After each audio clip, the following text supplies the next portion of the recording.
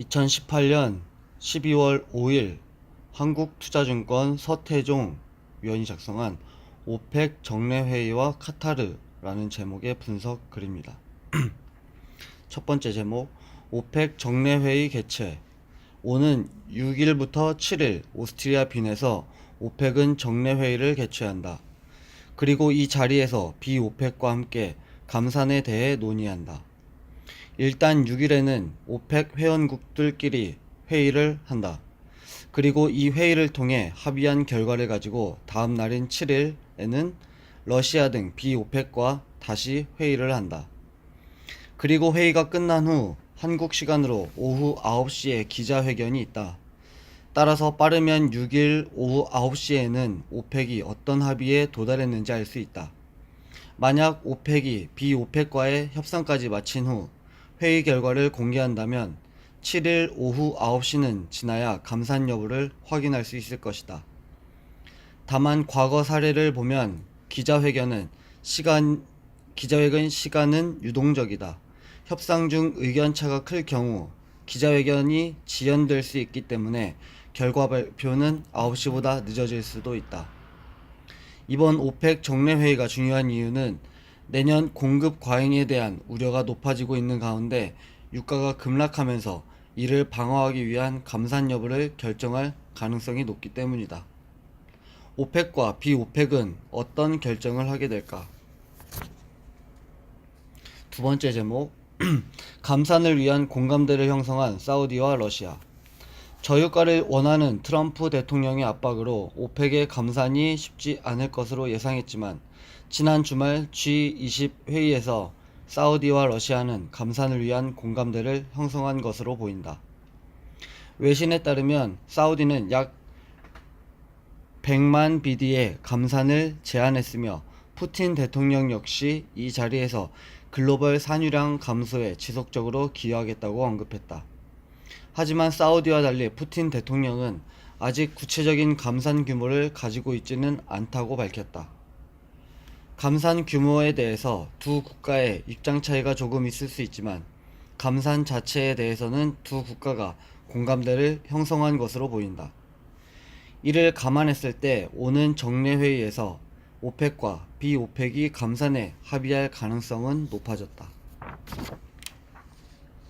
세 번째 제목, 관전 포인트는 감산 규모, 감산 방식, 감산의 짐은 누가 짊어질 것인가. 따라서 이제 시장의 관심은 크게 세 가지다. 얼마나 감산을 할 수 있을 것이며, 감산은 어떤 방식으로 할지, 마지막으로 감산의 짐은 누가 짊어질 것인지 여부다. 앞서 언급한 것처럼 감산 규모에 대해서는 아직 사우디와 러시아의 입장차가 존재한다. 사우디는 100만 BD 규모의 감산을 원하지만 러시아는 그보다는 적은 감산을 원하고 있다. 높아진 시장의 눈높이를 감안할 경우 100만 BD 이하의 감산 규모는 유가의 추가 상승에 기여하지 못할 것이다. 감산 방식은 어떻게 할 것인가? 그리고 감산 규모만큼 중요한 내용이 바로 감산 방식이다.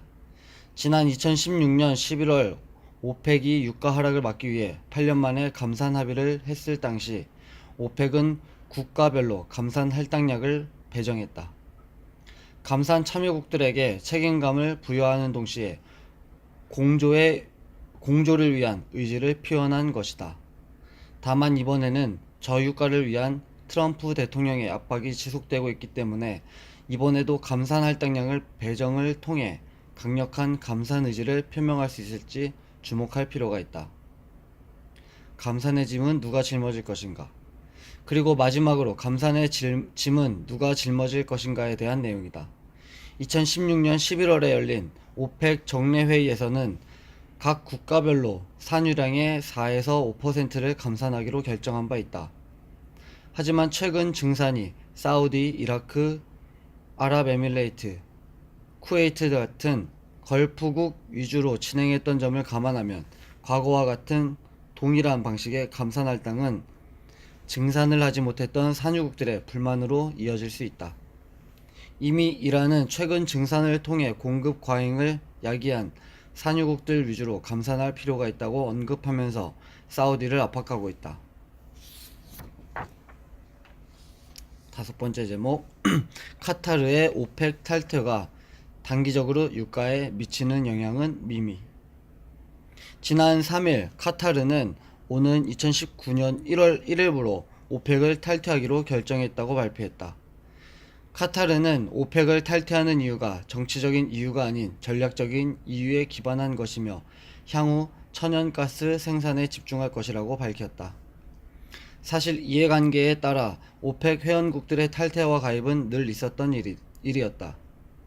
실제로 올해 6월에는 콩고가 새로 오펙의 회원이 되었으며 2017년 5월에는 적도기니가 오펙에 가입했다.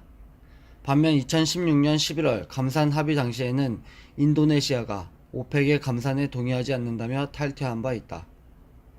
그럼에도 불구하고 카타르의 오펙 탈퇴가 주목받는 이유는 오펙의 창립 멤버가 탈퇴했다는 상징적인 의미뿐만 아니라 최근 오펙의 영향력 감소에 대한 우려에 기름을 붓는 결정이었기 때문이다. 미국의 산유량이 큰 폭으로 증가하고 트럼프 대통령이 과거 미국 대통령들과는 달리 원유 시장에 직접적으로 개입하는 가운데 러시아 산유량 역시 큰 폭으로 증가하면서 오펙은 과거와 같은 독점적 지위를 상실하고 있는 상황이다. 이러한 가운데 오펙에서 생산량 비중이 높지 않은 소규모 국가들의 경우에는 더욱더 발언권을 잃어가고 있다.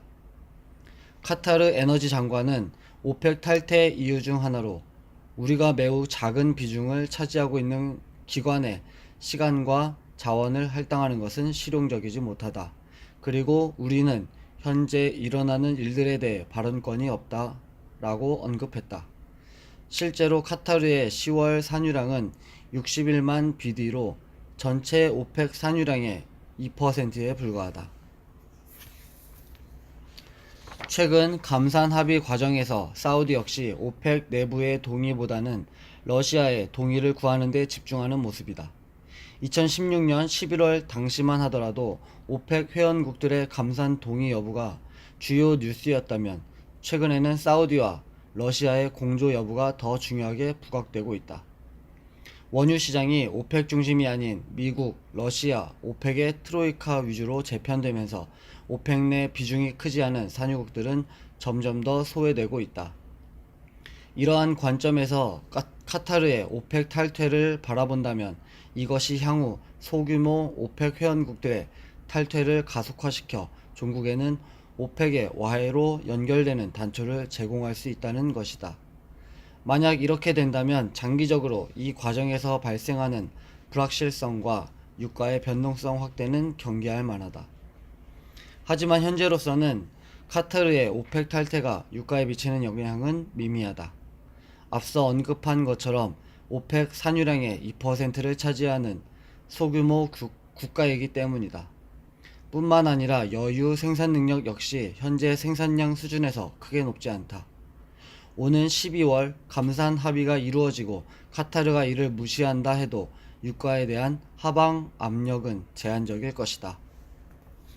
여기까지 2018년 12월 5일 한국투자증권 서태종 위원이 작성한 오펙 정례회의와 카타르라는 제목의 분석 글이었습니다.